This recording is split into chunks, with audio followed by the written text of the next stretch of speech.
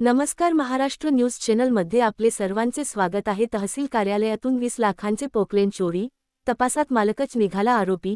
जप्त केलेले पोकलेन तहसीलच्या आवारातून लंपास, देवणी पोलिसांनी मालकालाच केले निष्पन्न. धक्कादायक. स्वतःचेच जप्त पोकलेन तहसील कार्यालयातून चोरले, देवणी पोलिसांनी केला पर्दाफाश. कंपाऊंड तोडून 20 लाखांचे पोकलेन चोरी, देवणी पोलिसांच्या तपासात मालकच आरोपी. देवणी एल प्रतिनिधी. तहसील कार्यालय देवणी येथून चोरीस गेलेले सुमारे 20 लाख रुपये किमतीचे पोकलेन मशीन देवणी पोलिसांनी हस्तगत केले आहे.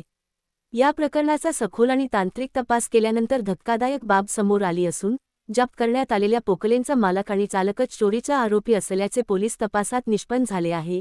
या प्रकरणी देवणी पोलीस ठाण्यात गुन्हा रजिस्टर क्रमांक 140/2026, भारतीय न्याय संहितेच्या कलम 303(2) अन्वये गुन्हा दाखल करण्यात आला आहे. महसूल विभागाने बेकायदेशीर माती उत्खनन प्रकरणात संबंधित पोकलेन मशीन जप्त केले होते.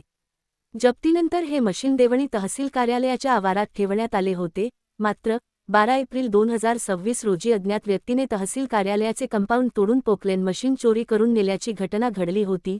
घटनेचे गांभीर्य लक्षात घेऊन देवणी पोलिसांनी तपासाची चक्रे वेगाने फिरवली. सखोल आणि तांत्रिक तपासाच्या आधारे पोलिसांनी चोरीस गेलेले 20 लाख रुपये किमतीचे पोकलेन मशीन हस्तगत करण्यात यश मिळवले. तपासादरम्यान या प्रकरणाला धक्कादायक वळण मिळाले. जप्त करण्यात आलेल्या पोकलेनचा मालक व चालक असलेला शिवाजी माधव भालके, वय 37, राहत नेकणाळ, ता. देवणी, यानेच तहसील कार्यालयाच्या आवारातून पोकलेन चोरी केल्याचे पोलीस तपासात निष्पन्न झाले. त्यानुसार पोलिसांनी संबंधिताविरुद्ध कायदेशीर कारवाई केली आहे. या प्रकरणाचा पुढील तपास पोलीस अंमलदार एन. धुळशेटे करीत आहेत.